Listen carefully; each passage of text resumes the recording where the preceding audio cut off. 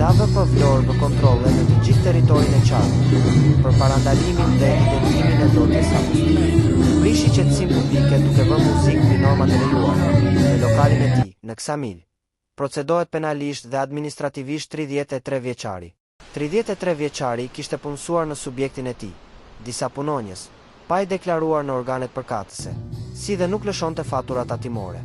Në kuadër të masave të shtuara për ruajtjen e qetësisë publike dhe për mbrojtjen nga ndotja akustike në zona turistike, strukturat e Dave për Vlorë kanë intensifikuar në gjithë qarkun monitorimet në subjekte që zhvillojnë veprimtari me muzikë të lartë.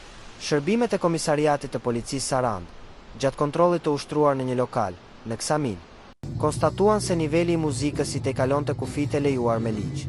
Ndaj këtij subjekti, me pronar shtetasin u vu masa administrative, bazuar në legjislacionin në fuqi.